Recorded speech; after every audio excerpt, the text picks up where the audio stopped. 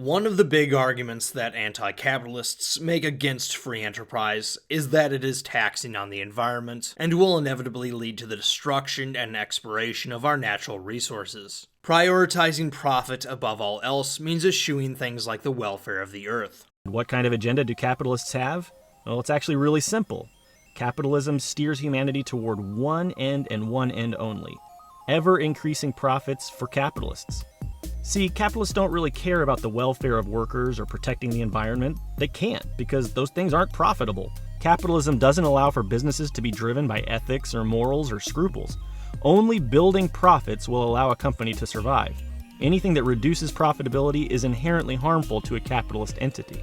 Let me start out with a concession. Capitalism certainly does not have a perfect environmental record. After all, the rise of capitalism coincided with the Industrial Revolution. While this elevated standards of living enormously, it was costly on the earth. While this is the case, I think capitalism's environmental record gets a bad rap, and that it's infinitely preferable to socialism on this front. The idea that socialism would lead to a cleaner earth not only doesn't hold up to scrutiny, as we'll see, but the idea itself is built upon a few fallacies. First of all, many people erroneously believe that capitalism is just the status quo. Because most nations at this point have embraced relatively free economies, at least compared to 50 years ago, many people believe we live in a world of unfettered capitalism that is responsible for things as they are now, especially the problems, which undoubtedly do exist. We are surrounded by capitalism.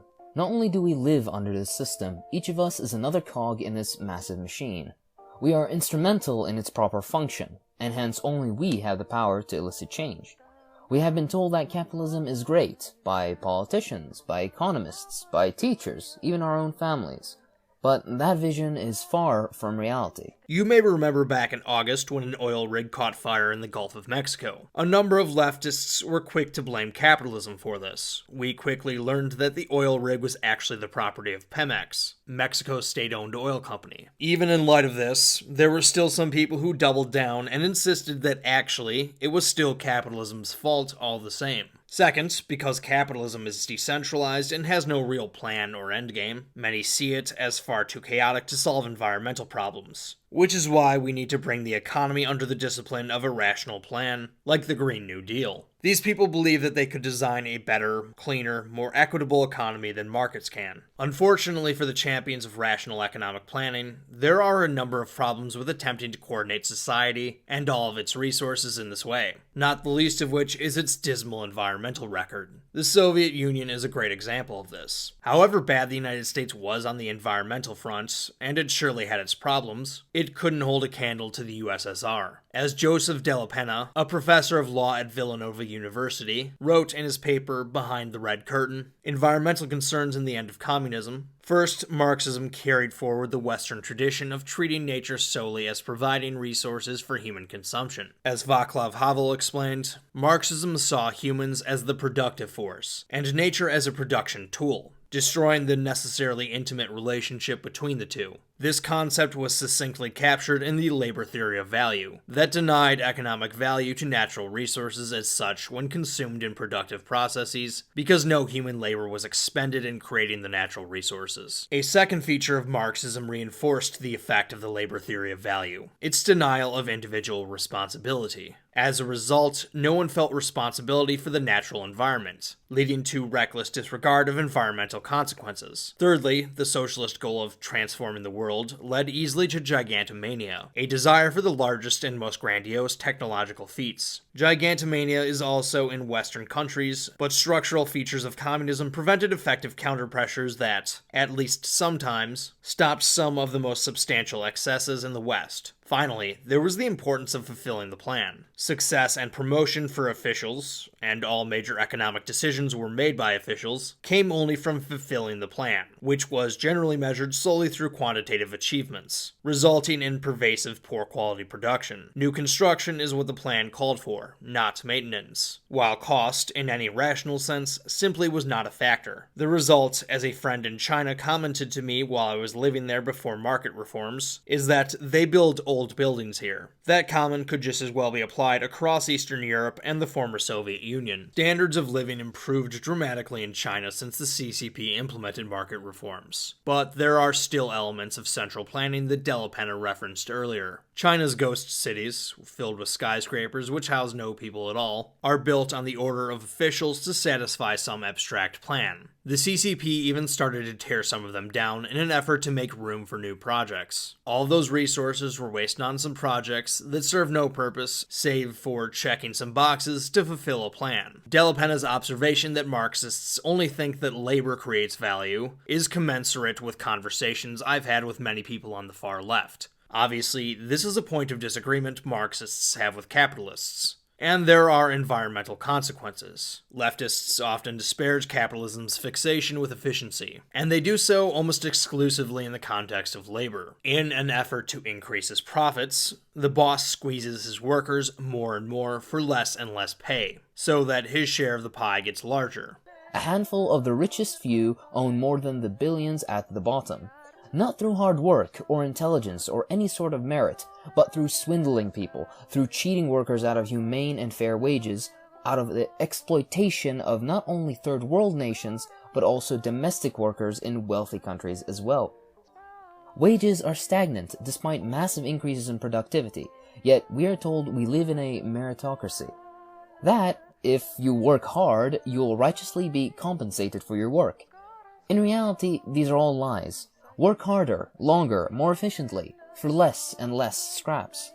Your hard work isn't enriching you, it's enriching your boss. While this is overstated and frequently misunderstood, this does happen under certain circumstances. The thing is, though, because capitalists know there is more to producing goods and services than labor, in their evil Darwinian pursuit of profit, they find efficiency gains elsewhere, including in natural resources. In one of my previous videos, Dumerism and Progress, More from Less, I discussed how industry is making more and better products using fewer natural resources. Feel free to watch that video if you care to. Or if you want a more comprehensive account of this, may I suggest that you read the book More from Less, the surprising story of how we learned to prosper using fewer resources, and what happens next, by Andrew McAfee. I cited this book numerous times when making that video. In this video, we're going to look at this phenomenon in the context of food production, and see why socialism actually incentivizes the opposite. Concerns about waning natural resources predate both capitalism and Marxism. Thomas Malthus, a name that may be familiar to you, was the original modern-day doomer. At the end of the 18th century, he famously predicted that humanity would soon exceed the Earth's carrying capacity, as the rate of population growth exceeded the rate at which food production increased. Malthus ended up being wrong, because, as doomers often do, he failed to anticipate new innovations. Crop rotation, nitrogen-based fertilizer, and new technologies all increased crop yields in the 19th century to help support growing populations. Innovations have continued into the modern era, to the point where we are now able to genetically modify crops to be more nutritious, as well as more resistant to drought, pests, and other potential maladies. Today, we're not only producing more food than ever, the amount of resources we put into food production will likely soon decline. According to the World Bank, in 1961, 735 million metric tons of grain were produced for a global population of 3 billion people. That's 454 pounds of grain for every man, woman, and child alive at the time. By 2017, all the world's farmers had produced 2.98 billion metric tons of grain for a population of 7.5 billion people. That's 838 pounds of grain per individual. Even more impressively is that the increase in output was done more efficiently, using less and less land for every pound produced. According to the UN Food and Agriculture Organization, 3.4 billion acres were used to produce crop yields in 1961. The yield in 2016 only took 3.9 billion acres. So over that time span, grain output increased over 53%, while land usage for agriculture increased less than 15%. There are some projections which predict that soon the amount of land we use for farming will actually start decreasing. As the director of the Program for the Human Environment, Jesse Ausubel, wrote, "We believe that projecting conservative value for population, affluence, consumers, and technology shows humanity peaking in the use of farmland. This includes farmland and pasture land used for livestock. Their conservative estimates project that the amount of land being used will start to decrease relatively soon, whereas their more ambitious estimates, predicated on people eating less meat and a reduction in the use of biofuels, yet another reason why we should stop subsidizing ethanol, project an even steeper decline. This is land that can be restored to its natural state. Now, is all of this attributable to capitalism? No. But it's fair to say that the profit motive pushes innovation in a direction of getting more from less. Now, let's look at agriculture and a centrally planned socialist economy. There have always been famines as long as there has been agriculture. They're usually caused by drought, pests, floods, or conflict. Luckily, since the 19th century, famines have reduced in frequency and severity. In fact, in the 20th century, the worst famines weren't caused by any of these things. Rather, they were self-imposed in Stalin's Russia and Mao's China. These regimes decided to use food as a weapon of political discipline. Even when they weren't punishing counter-revolutionaries with starvation, the collectivized farms of the Soviet Union were anything but efficient. As Soviet economists Nikolai Shmelev and Vladimir Popov wrote in The Turning Point, Revitalizing the Soviet Economy, collective farms were so inefficient that even by the late 1930s, the country fed itself mainly not from the collective farms, where capital investment was greater, but from individual farms and private garden plots lacking tractors and other mechanized equipment. In 1940, these private plots only covered 13% of the sown land, but they produced 65% of the potatoes, 48% of the vegetables, the majority of the fruits and berries, and even 12% of the grain harvest. In the same year, individual farms and garden plots, which held 57% of the livestock, including 75% of the cows, 58% of the pigs, 42% of the sheep, and 75% of the goats, provided 72% of the total meat production, 77% of the milk, and 94% of the eggs. Russian farmland was actually more efficient during the Tsarist era than it was in the collective farms.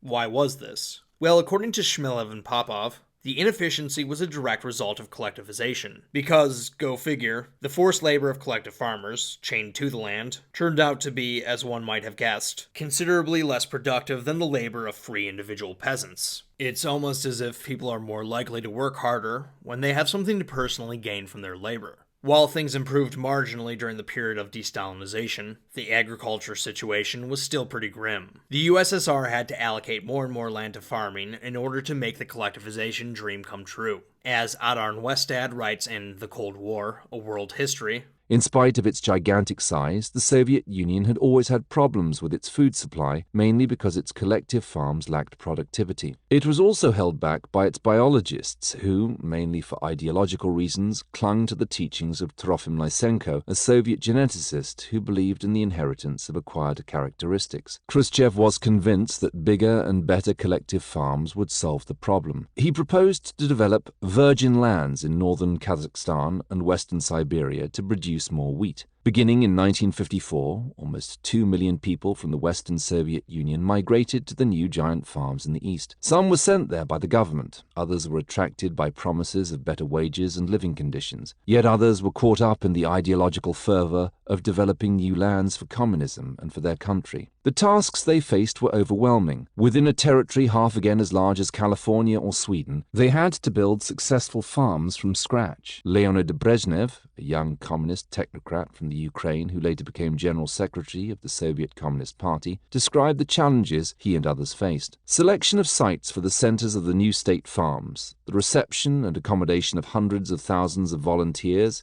in country that was still totally unprepared for human habitation, the urgent building of tens and later hundreds of state farm settlements, the selection of many thousands of specialists, the building of close-knit, harmonious collectives out of heterogeneous mass of people, and the actual ploughing of the virgin soil and the first spring sowing, and this had to be done not gradually, but all at once, simultaneously. The Virgin Lands campaigns delivered good results at first, but ultimately failed. The kinds of wheat selected were not suited for the arid and cold conditions in the new regions. Irrigation plants did not deliver enough water, and infrastructure was slow to develop. Nutrient depletion withered away the soil. Some areas saw wind erosion create massive dust bowls. The environmental outcome was grim, with lakes drained, soil eroded, and monocropping inviting weed and pest infestations. By the 1970s, some of the new collective farms looked like ghost towns, and breadlines returned to the Soviet cities. 1930s. The Soviet Union was the largest geographical country on Earth. It had some of the most fertile land under its control, yet its leaders couldn't manage to feed their population adequately, and they destroyed so much of their environment along the way. Make no mistake, this wasn't unique to the Soviet Union.